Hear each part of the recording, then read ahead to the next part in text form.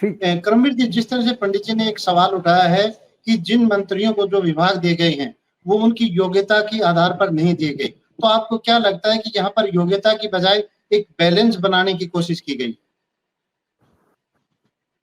बिल्कुल, देखिए ये जो है मैं केबी पंडित जी की बात से ये तो बिल्कुल सहमत हूँ कि जो मंत्रालय हैं अगर जो योग्य आदमी है जिसके उसके अकॉर्डिंग है, उसकी जो पहले से उस फील्ड के रिलेटेड आदमी को अगर ये चीज़ें मिलती हैं, चाहे वो मंत्री हो या कहीं भी किसी भी डिपार्टमेंट, बार-बार ये बात उठाई जाती है, खासकर खेल मंत्रालय को लेकर के बात उठाई जाती है, चाहे वो केंद्र सरकार के लेवल की बात हो या स्टेट लेवल की। तो अगर इस प्रकार की एजुकेशन की खास करके बात की गई तो ये बड़ा अच्छा पॉइंट है कि अगर किसी शिक्षाविद को इसमें जो है लिया जाता तो वो उससे ज्यादा उस चीज को ज्यादा गहराई से समझ सकता था। बेसिक जो अगर कोई टीचिंग लाइन से निकला हुआ कोई प्रोफेसर है, कोई इस तरह का आपका कोई मंत्री है जो इस लाइन से निकला है, जो इन स्कूलों की कॉलेजों की इनकी मूलभूत समस्याएं क्या है उनको समझने वाला व्यक्ति जो होगा, तो हर डिपार्टमेंट को अगर इस तरह से डिवाइड किया जाए, इस तरह से डिस्ट्रीब्यूट किया जाए तो वो ज्यादा इफेक्टिव होता है। लेकिन ये बात भी ठीक है कि इन्होंने बैलेंस करने की कोशिश की है और जो इम्पोर्टेंट जितने भी इम्पोर्टेंट महकमे हैं जिनके अंदर वो सारे मुख्यमंत्री ने अपने पास रख लिए हैं।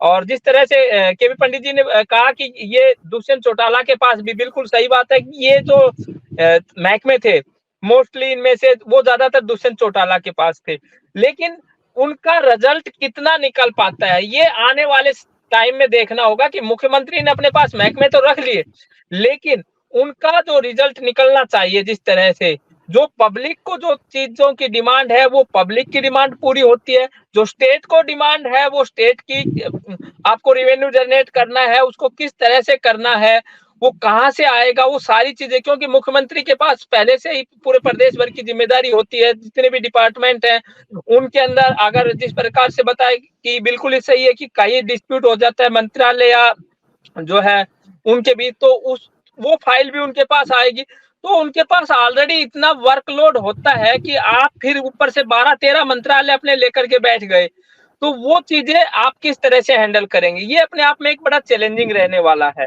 और यदि जो मंत्रालय बांटे गए उनको योग्यता के आधार पर जिस फील्ड से रिलेटेड अगर किसी मंत्री को दिया जाता तो मैं समझता हूँ कि वो ज्यादा बेहतर परिणाम देने वाले होते।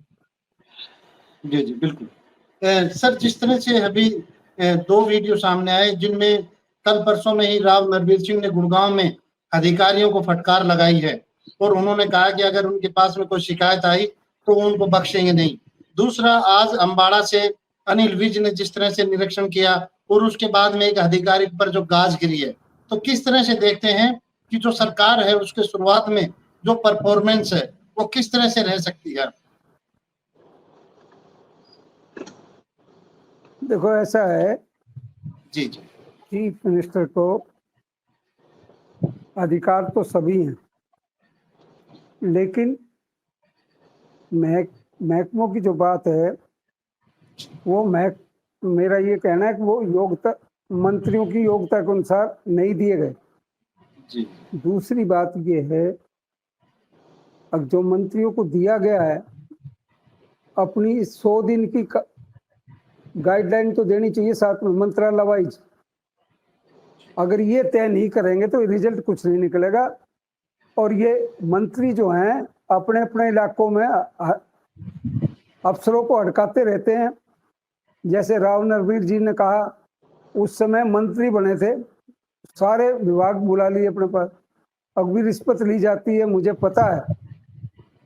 वो ये भूल गए कि ये बीजेपी की सरकार थी अभी तक 5 साल, और वो गड़बड़ जो कह रहे हैं गड़बड़ हुई है मैं बख्शूंगा नहीं, तो ये समझ में नहीं आया किसी के पुरानी सरकार पर आरोप लगा रहे थे या सुधार की कोई बात कर रहे थे। और डिपार्टमेंट अब जो उनको जो मिले हैं उद्योग, पर्यावरण, वन, वन्य प्राणी, तो उन्होंने ठेका तो ले लिया सारे गुरुग्राम का, लेकिन अब सारे महकमों में कैसे चलेगी उनकी, वो ये दावा नहीं कर सकते कि उनकी चलेगी। कारण सरकार ने जो महकमे दिए हैं उस मंत्री ने सारे फैसले दे दिए जो लोकल बॉडीज में नगर निगम में आते हैं। नगर निगम का महकमा उनको दिया जाना चाहिए था, भी सुधार करना था तो आप करें अपने इलाके में। जी अब वो जो कुछ करना चाहते हैं वो सिफारिश करके उस डिपार्टमेंट को भेजेंगे, लेकिन ये नायब सिंह सैनी जो चाहते हैं उसमें आपको ध्यान याद करवा रहा हूँ, राव इंद्रजीत ने डीओ लेटर लिखा मुख्यमंत्री को, नायब सिंह सैनी मुख्यमंत्री थे, अब यहाँ घपला है 300 करोड़ 350 करोड़ का, आज तक इंक्वायरी नहीं, कागजों में दबा दिया गया। कारण क्या था? अब नगर निगम का वो घपला था, नगर निगम के अधिकारियों का ये कहना है हम तो यहाँ से उस कंपनी के खिलाफ जिनको सफाई का ठेका दे रखा था शिकायत लिख के भेजते हैं, लेकिन चंडीगढ़ से कहता है कि उनको पैसे रिलीज करो। तो ये जांच की जानी चाहिए, चंडीगढ़ में कौन कहता था, उन करप्ट कंपनी को कौन प्रोटेक्शन देता था। ये जब तक कार्रवाई नहीं होगी और सुधार नहीं होगा, धमकी देने से बात नहीं बनती, रिजल्ट चाहिए। जी और वो रिजल्ट एक सेंटर के मंत्री ने, जो गुरुग्राम से सांसद भी हैं, डीओ लेटर लिखा, उस पर कुछ कार्रवाई नहीं, ठंडे बस्ते में पड़ा। सरकार चाहती है ईमानदारी से काम करे तो उस पर एक्शन हो। राव इंद्रजीत की चिट्ठी पर मंत्री और गुरुग्राम के एमपी के रूप में चिट्ठी लिखी और उनका ये कहना था अब ये खुला आरोप है, कागजों से सिद्ध हो सकता है, लेकिन इंक्वायरी नहीं कर रहे, तो रिजल्ट कौन देगा? मेरा ये मानना। तो मुख्यमंत्री महकमे बांटने से काम नहीं चलेगा, रिजल्ट चाहिए, रिजल्ट। अगर आपके महकमे में अधिकारियों किसी का तुरंत कार्रवाई करने का रास्ता निकले, अब जैसे आपने होम अपने पास रख दिया, सच्ची बात बताओ, क्या पुलिस में सुधार की जरूरत नहीं है? अकाउंटेबिलिटी फिक्स हो, जो अधिकारी दोषी पाया जाए उस त्वरित कार्रवाई करके उसको सजा मिलनी चाहिए। वो मैसेज भी दिया जाना चाहिए ना। एक्साइज टैक्सेशन है, सुन लो। वैसे ये एक्साइज टैक्सेशन महकमा एक ऐसा है जो करप्ट है। अनेक हमारे साथी दोस्त हैं दुकानदार, वो उन्हें कहते हैं जी साल में फाइल एक बार दिखानी पड़ती है, जी इंस्पेक्टर कह जाता है इतने पैसे दे दो, फाइल दे जाएंगे, निकल जाएगी फाइल। वो पैसा किस पे जाता है? शराब में गड़बड़ है और शराब माफिया बड़े तगड़े हैं।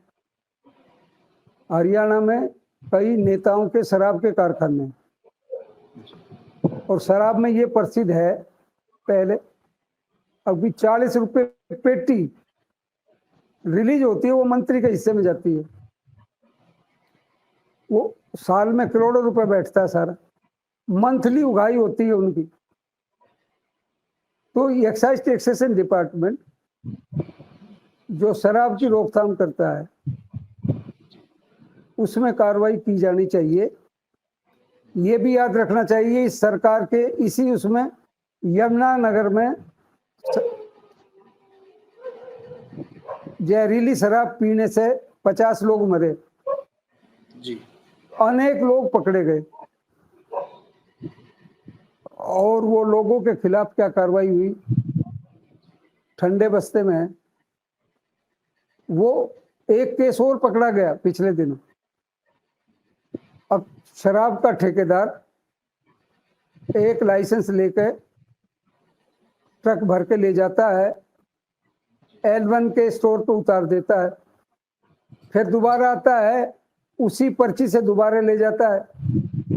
एक दिन में 3-3 बार वो गाड़ियां निकली हैं और ये केस पकड़ा गया। क्या कार्रवाई हुई? यमुनानगर में पकड़ा गया केस में, सर, जिसमें करोड़ों का घपला हुआ, 10 साल से चल रहा था ये। अब एक पर्ची पे 3 बार ट्रक निकलता है। तो ये सरकार ने, मैं तो ये उदाहरण इसलिए बता रहा हूँ, सरकार चाहती है वास्तव में सुधार हो, तो जो खुले खेल पकड़े गए हैं, जो कोर्ट में है, जो विचाराधीन, उनमें तो ये एक्शन दो, हमने सजा दिवाई ऐसे लोगों को। तो जी हाँ, सजा नहीं मिलेगी तो मैसेज क्या जाएगा। एक महकमा और है, टाउन एंड कंट्री प्लानिंग। पिछली सरकार में, मैं नाम नहीं ले रहा किसी का भी, 1 एकड़ जमीन के TLU करवाने के लिए 1 करोड़ रुपए की टैक्स था। उनको कहते थे भाई 1 करोड़ तो पॉलिटिकल खर्च के लिए दे दो, और टाउन CLU लेना उसका जो सरकार को पैसे देने उससे दे देना। तो ऐसा महकमा जो बदनामी का कारण बन सकता है, वो चीफ मिनिस्टर को अपने पास नहीं रखना चाहिए। चीफ मिनिस्टर की इमेज होगी तो सबकी इमेज होगी। अब सारे महकमे दुष्यंत की तरह अपने पास रख लिए, अगर रिजल्ट नहीं दिया तो सरकार की पोजीशन खराब होगी। और सरकार का चेहरा होता है मुख्यमंत्री। जी मुख्यमंत्री का काम है महकमों का कोऑर्डिनेशन करना, रिजल्ट देना। और यहाँ जो केस पहले से जो केस चल रहे हैं उनका रिव्यू करके कार्रवाई जल्दी हो, डिपार्टमेंट को कहना चाहिए। हमें ये तो पता चला है कि जैसे करनाल जो घपले के केस पकड़े गए, कंट्री प्लानिंग डिपार्टमेंट में पकड़े गए, एक्साइज टैक्सेशन में पकड़े गए, तहसील में पकड़े गए, उन केसों का रिव्यू करके उन्हें सजा दिवा दो, वही बढ़िया मैसेज जाएगा। जी लेकिन कार्रवाई कोई नहीं करोगे, रोज ये बयान दोगे अब बदमाश ये छोड़ जाएं हरियाणा को, नहीं तो हम बख्शेंगे नहीं। अगर इस बयान से सफाई हो जाती, डर होता, तो फिर कार्रवाई नहीं होती। ये मुख्यमंत्री को मैसेज देना चाहिए। अब वो नकल तो करने चले योगी की, लेकिन रिजल्ट भी योगी की तरह दो। उन्होंने गोली जब मरवाई थी, जो नहीं गए और जो फिर वारदात करते रहे तो उनको पकड़ा और गोली मरवाई। ऐसे 50 बड़े बड़े गिरोह थे। हरियाणा में 10 मिलेंगे टोटल, 10 को तो गोली मार के देखो, और आपको फिर पता चल जाएगा ये पुलिस जो है, पुलिस की बिना सहमति के ये केस होते हैं क्या। और बचाव जो होता है, प्रोसिक्यूशन जो डिपार्टमेंट है, वो किसके अधीन है, गृह मंत्रालय के नीचे आता है। तुरंत कार्रवाई हो। और जो आपके पास सरकारी वकील हैं, जिनको district attorney, additional district attorney, assistant district attorney कहते हैं, हर महकमे का होता है कोर्ट में, उन पर कुछ दबाव, कोई गैर कार्रवाई करे। क्या लिखते हो, क्या पढ़ते हो। जी मुझे लगता है पुलिस में भी ट्रेनिंग की जरूरत है। एक केस पकड़ा गया करनाल का, वो कोर्ट में चला गया और कोर्ट में वकील ने धज्जियां उड़ा दी। उन्होंने कहा कि इन्होंने ना तो केस बनाना था आईए को, ना FIR लिखनी नहीं आई, और उसकी 10 कमियां करके उसको बरी करवा दिया। प्रचार होगी, पुलिस ने मौके पे एकदम पकड़ लिया, ये प्रचार हो जाता है। जी लेकिन जब कोर्ट में गया तो क्या रिजल्ट निकला, इसका परिणाम सरकार तक तो मैसेज नहीं देगी, और योग्य आदमी नहीं बनाए, योग्य आदमी भर्ती नहीं करे जाएंगे। एक चीज और है, महिला थानों में भी गड़बड़ की बड़ी शिकायत है। जो SHO बनते हैं उन्हें FIR दर्ज नहीं लिखनी आती, केस कैसे बनाया जाए ये नहीं आता। महिलाओं को थाने से दिए गए हैं अधिकारी, कुछ अधिकारी, अब वो महिलाओं की सहायता करें, केस बनाओ। आपने SHO बनाना का शौक है तो उसकी योग्यता भी देखनी चाहिए, भाई वो कॉम्पिटेंट है कि नहीं है, वो कुछ लिखना पढ़ना जानती है कि नहीं जानती है, कानून की जानकारी है कि नहीं है। ये सारी चीजें मैं ये इसलिए बता रहा हूँ, मेरा इस बात से कोई लेना देना नहीं था, लेकिन मुख्यमंत्री सच्चे रूप में मन से चाहते हैं सुधार हो, हरियाणा में आम जनता को राहत मिले।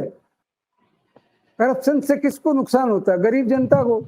अन्याय किसके साथ होता है, गरीब जनता के साथ होता है। तो गरीब जनता को मैसेज, संदेश देने के लिए आपका मैं रखवाला हूं, गलत कार्रवाई को बख्शूंगा नहीं, गलत अफसरों को बख्शा नहीं। केवल नरवीर सिंह के ये कहने से अब मैं रगड़ दूंगा, अब रगड़ के दिखा, मंत्री हो रहा है, अभी तो मंत्री है, महकमा है उसके पास, जी कहीं तो गुरुग्राम में संदेश दे, वो कार्रवाई हो रही है। तो मैं ये कह रहा हूँ, ये महकमे का जो वितरण है, मुझे उससे कोई, मैं उसमें इससे ज्यादा कुछ कहने की स्थिति में नहीं हूँ। जी भाई आप जो भी कुछ देते हैं उसका क्या परिणाम निकला, डिपार्टमेंट ने क्या कार्रवाई की। बिल्कुल, जिस तरह से आज की जो चर्चा थी इसमें ये बात बिल्कुल सामने आई है, जिस तरह केवी पंडित जी ने भी बहुत से यहाँ पर उदाहरण दिए और कहा कि जो विभाग है उनमें सुधार की जरूरत है। जिस तरह से मुख्यमंत्री ने कंट्रोवर्सी से बचने के लिए 13 विभाग अपने पास रखे जो काफी महत्वपूर्ण थे, इसको लेकर भी उन्होंने चर्चा की और ये भी बताया कि जिस तरह से योग्यता की बजाय यहाँ पर एक बैलेंस बनाने की कोशिश की है कि जो मंत्री हैं उन्हें ऐसे विभाग दिए गए हैं ताकि बैलेंस बन सके, क्योंकि हर एक पार्टी में गुटबाजी होती है और नेताओं को ये लगता है कि उनके साथ कहीं अनदेखी ना हो। इसको लेकर एक बैलेंस बनाने की कोशिश की गई है। अब देखना यही होगा कि सरकार की किस तरह के काम करती है और जो सरकार की योजनाएं हैं वो आम आदमी तक किस तरह से पहुंच पाती हैं, और जो अपराधी हैं या जो भ्रष्टाचार में लिप्त हैं, जिस तरह से अभी चर्चा हुई और कहा कि जो मंत्रियों ने जिस तरह से फटकार लगाई है वो आगे भी इसी तरह से उनके खिलाफ कार्रवाई हो ताकि आम आदमी को इसका लाभ मिल सके। अब देखना यही होगा कि सरकार का कामकाज किस तरह से चलता है। हमारे साथ में जुड़े केवी पंडित जी का और करमवीर जी का बहुत बहुत धन्यवाद, और हरियाणा की लगातार इसी तरह से मुख्य समाचारों को लेकर हम चर्चा जारी रखेंगे और कल एक नए मुद्दे के साथ फिर हाजिर होंगे। तब तक के लिए नमस्कार। और आप हमसे जुड़े रहने के लिए सब्सक्राइब करें YouTube पर, फॉलो करें Twitter पर और लाइक करें Facebook पर। और ज्यादा जानकारी के लिए आपको टाइप करना होगा सिर्फ न्यूज़ नशा।